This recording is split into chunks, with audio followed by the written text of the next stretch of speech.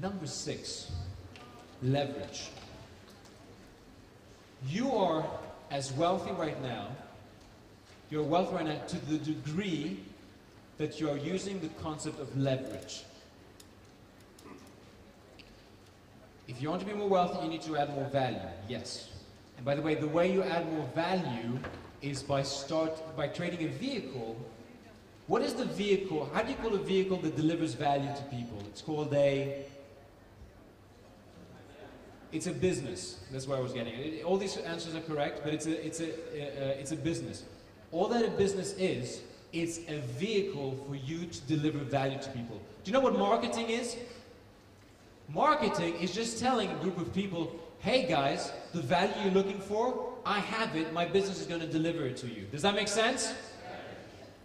Making money, especially in this day and age, being successful, creating a lot of wealth, it is so easy, it is so straightforward.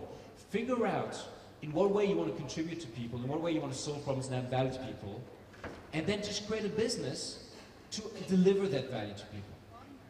Creating a business system, all of these things are what help create, they help deliver value to people.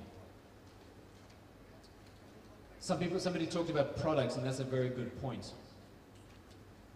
Different kinds of leverage. You know, again, I never learned about this at school. It never made any sense. Why did I not learn about this? To the degree that you're using these things, you're going to be more wealthy. Right now, you can go home and say, okay, I'm just going to use a bit more of one of these things to leverage, to turbocharge my income. For example, other people's time. When you've got a business, you can have employees that work for you, that do the things that otherwise you would be doing. When I did my first seminar, I wrote the seminar, I booked the venue, I laid out the chairs, I did the marketing, I organized the logistics, I rented the equipment, I did all of it myself. And it was exactly a year ago and we had 30 people in the room. And I would never do that kind of thing again. Leverage other people's time. Are there students out there that would kill for the opportunity to work for a startup and get some work experience so that it looks good on their CV? Yes or no? Yes. Are there tons of people out there that would work for free to get that experience on their CV? Yes or no? Yes. Okay? One of the smartest things I did, apart from getting into personal development, one of the smartest things I ever did was to hire a PA and work placement students to work for me when I first got started, because now I had 2 people doing the work that I was going to be doing, and so of doing that work, I could focus on growing my business. Does that make sense? Yes. Fantastic. Money, finance, you know, it could be a loan, it could be getting a angel investor on board. Think about what you could do with that kind of money. People come to me and say, Mark, how can I start a business? I don't have the funds. You don't need funds to start a business.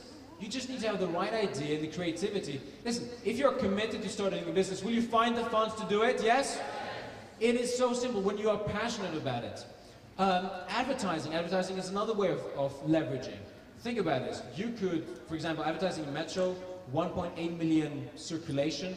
You could just talk to one person at Metro and tell them, here's the ad I want you to put in the newspaper, and it will reach out 1.8 million people. So little old you is going to reach 1.8 million people. Is that good leverage? Yeah. That is how it is with this thinking that you start creating more wealth. How can I add more value? How can I use more leverage? Does that make sense? Yes. Okay, postal system, direct marketing.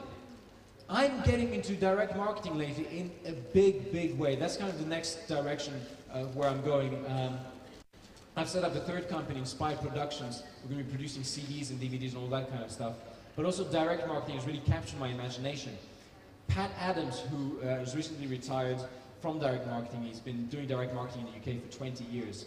15 years ago, he had a small company that used to do refittings on kitchens, like they would change the wood panels or something.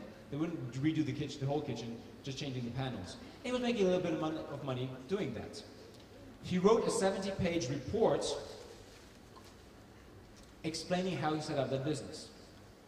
He did a direct marketing campaign, just him in his back bedroom and using the postal system. Sticking stamps and letting the postal system